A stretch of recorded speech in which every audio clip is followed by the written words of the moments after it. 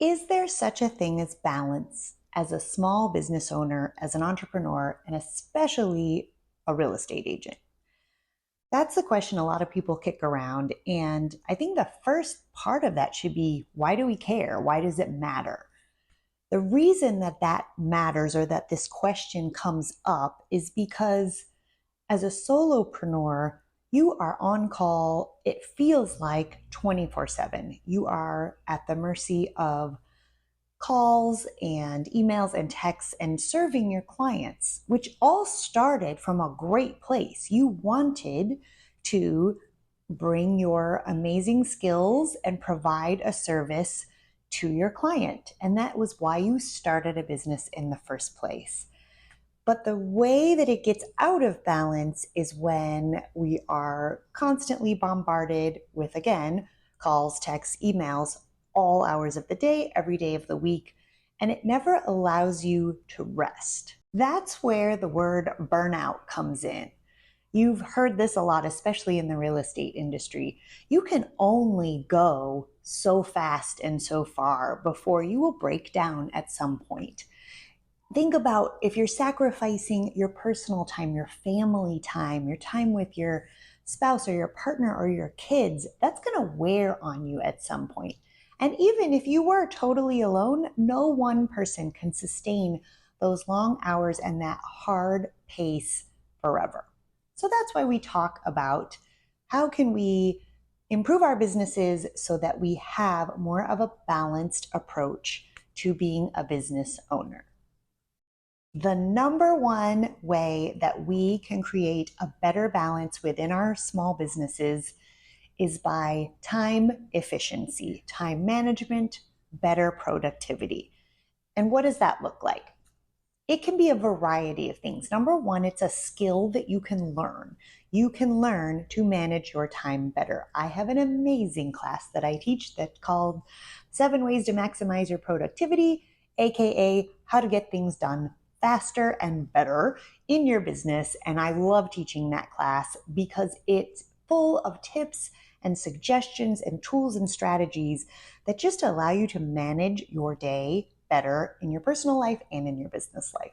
So, time management is number one, and it is a skill that you can learn. There are tools and there are strategies that you can implement into your life and your business that will help you immensely.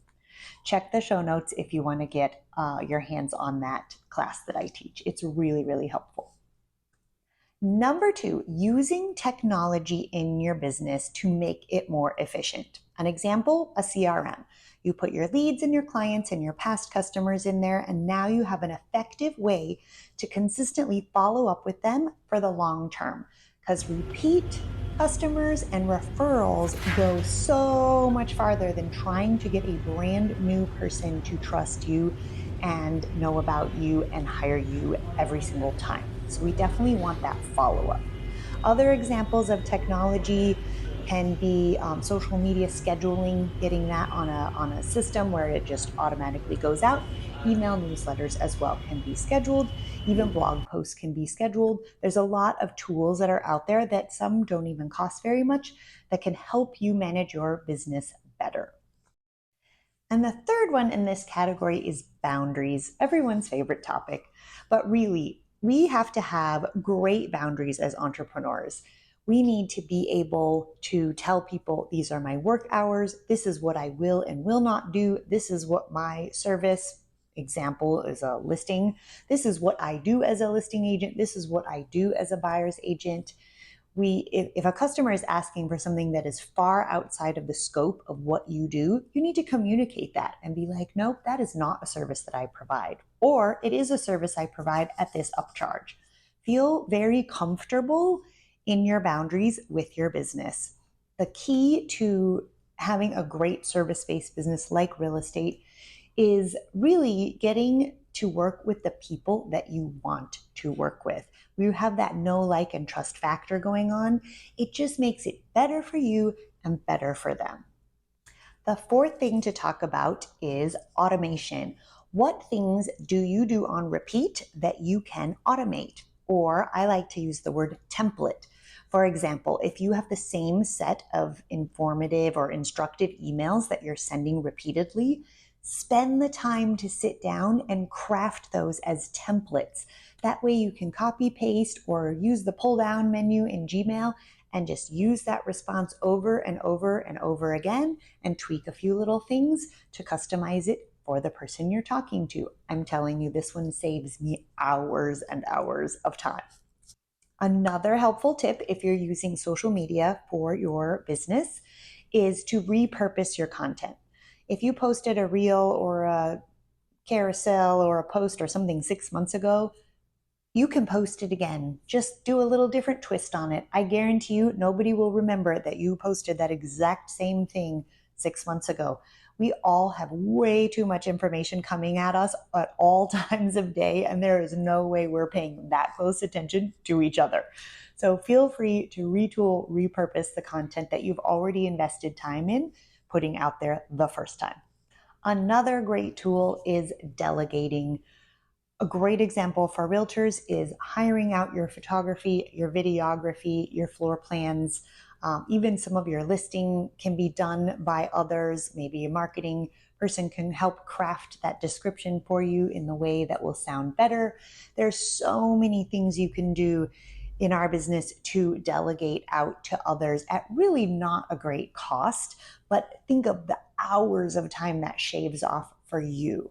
Remember, when we are spending our hours in the business as the CEO, as the owner, as the boss, we want those hours to be our highest and best use. So keep that in mind when you're thinking about delegating.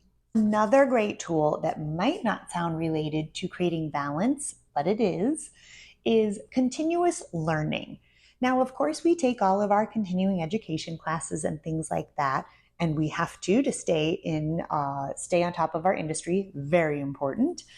But this kind of learning, I mean, like what you're doing right now. Learn from coaches and mentors and others that are great at streamlining operations, at building systems and processes, at time efficiency, at productivity.